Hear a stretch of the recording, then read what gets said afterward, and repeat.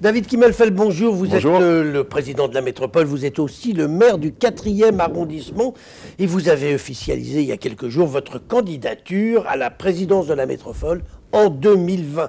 Alors en quoi vous vous sentez plus légitime que Gérard Collomb, qui est le père de cette métropole, qui était président avant de vous donner le relais quand il a été nommé ministre? Il avait logiquement toute vocation à être lui aussi candidat. D'ailleurs, on a senti, quand on l'entend parler, qu'il a vraiment envie d'y aller. Écoutez, moi, d'abord, je ne me pose pas cette question en non, mais c'est pas question, moi, je vous la pose. Moi, je vais vous répondre. Je ne me pose pas les questions en ces termes. Est-ce que je suis plus légitime que Gérard Collomb ou que quelqu'un d'autre? Je dis simplement que je suis président de cette métropole, que je prends beaucoup de plaisir, j'ai beaucoup de passion à exercer cette fonction, parce que je la considère comme une fonction importante, parce qu'elle embrasse énormément de sujets du quotidien de nos habitants. Et j'ai envie de poursuivre cette mission, et je pense en avoir la légitimité. Je suis aujourd'hui aux commandes de cette métropole. Je considère que les choses se passent plutôt bien. Nous avons adopté un budget à une large majorité il y a quelques jours. Nous avons adopté à l'unanimité la zone de faible émission il y a encore quelques jours. Je considère que j'ai effectivement cette légitimité pour poursuivre cette mission. Puis après, charge à moi de convaincre plus d'élus et puis de convaincre surtout les habitants de la métropole que cette légitimité, elle peut s'inscrire dans la durée. Alors vous savez quand même, David Kimmelfeld, que votre annonce n'a pas fait plaisir à Gérard Collomb. On l'a senti à diverses occasions, notamment lors des vœux du maire du 6e, où quand même il y avait une tension palpable. On pourrait dire la même chose au moment des vœux du Citral, où il est resté les bras croisés quand vous avez fait votre discours, alors qu'il a applaudi avec enthousiasme la présidente du Citral. Vous répondez quoi à ceux qui disent que vous avez trahi en fait? Non, mais je n'ai pas trahi, je ne suis pas candidat moi contre Gérard Collomb, je ne suis pas candidat à la mairie de Lyon, je suis candidat à la métropole.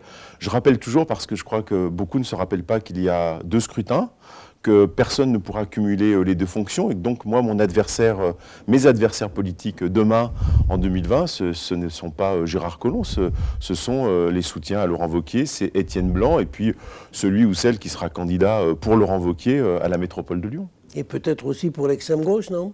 Et puis, si Nathalie Perrin, bien évidemment, il y aura sans doute des candidats à l'extrême gauche, à l'extrême droite, et puis il y aura un candidat soutenu par Laurent Wauquiez. Et voilà mes adversaires demain dans cette métropole. Bon, la tension que j'évoquais il y a 2 minutes avec Gérard Collomb, est-ce qu'elle est retombée là? Est-ce que vous vous reparlez tranquillement? Écoutez, on a fait hier une séance de vœux dans le 4e arrondissement. Les choses se sont bien passées. Les propos entre nous ont été plus qu'aimables, d'ailleurs constructifs. Moi, j'ai rappelé combien la ville de Lyon et combien Gérard Collomb s'était mobilisé sur cette ville et sur cet arrondissement. Il a rappelé aussi les missions qui restaient et la mission qui restait encore à faire sur cette métropole. Je crois qu'il y a une relation tout à fait équilibrée, une relation saine. Maintenant, c'est devant nous, c'est de travailler un projet. Moi, j'ai envie de travailler un projet, j'ai envie de répondre aux questions qui sont devant nous. Quand je parlais de la zone de faible émission, eh bien c'est répondre aux problématiques écologiques. Quand j'indiquais qu'il fallait travailler au pouvoir d'achat des agents de la métropole, eh bien ma foi, c'est aussi un sujet de la métropole.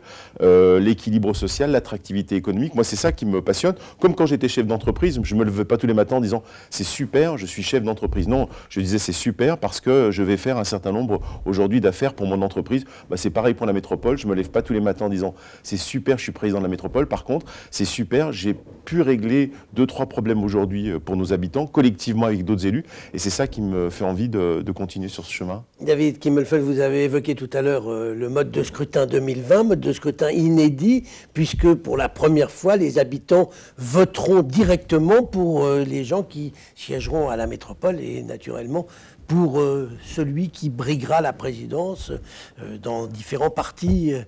Votre problème, c'est que vous êtes beaucoup moins connu que Gérard Collomb. Bien sûr, et donc il faut... Comment vous allez faire C'est pour ça d'ailleurs qu'il était nécessaire, je crois, pour 2 raisons, d'annoncer une candidature assez tôt.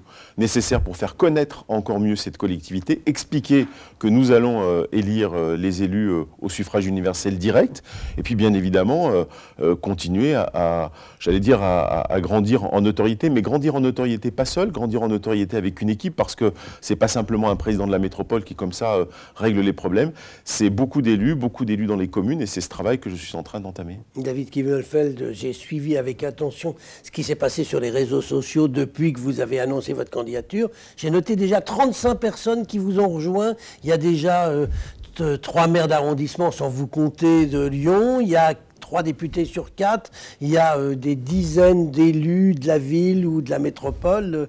C'est une stratégie pour montrer que vous n'êtes pas seul? Non, je crois que c'est bien que les élus se mobilisent. Il faut en convaincre d'autres, mais surtout, il va falloir convaincre avec les élus qui se sont déjà mobilisés, surtout les habitants et les habitantes, parce qu'encore une fois, c'est une élection au suffrage universel direct. Ce ne sont pas simplement les élus qui vont voter, c'est les habitants de la métropole. Et c'est ce travail que l'on doit engager. Et plus nous serons nombreux à l'engager, plus nous serons nombreux à travailler un programme, parce qu'il va falloir travailler des propositions, eh bien, ma foi, c'est plutôt bon signe. Alors, politiquement, si Gérard Collomb et vous aviez chacun votre liste, il est évident que vous donneriez beaucoup plus de chance à vos adversaires. Est-ce que, si Collomb décidait d'y aller, vous iriez quand même jusqu'au bout? Non, mais je crois que la question ne se pose pas en ces termes. La question, c'est d'abord et avant tout de montrer cette légitimité pour être candidat à la présidence de la métropole. Et je pense que les choses rentreront dans l'ordre et à la ville et à la métropole. Vous irez jusqu'au bout? Mais moi, je suis quelqu'un de déterminé. Je l'ai été déterminé comme chef d'entreprise, je l'ai été avant comme infirmier, je l'ai été je le suis comme maire du 4e arrondissement et je le suis aussi comme président de la métropole parce que quand on porte un certain nombre de convictions, on a envie de les porter jusqu'au bout. Eh bien, on va suivre avec intérêt. Je pense que vous nous révélerez dans les mois qui viennent votre projet parce que j'imagine que vous aurez un projet pour cette métropole. Et que vous avez Il est important d'avoir un projet pour cette métropole. Eh bien, on verra quel est le vôtre. David Kimmelfeld, je vous remercie. Merci beaucoup.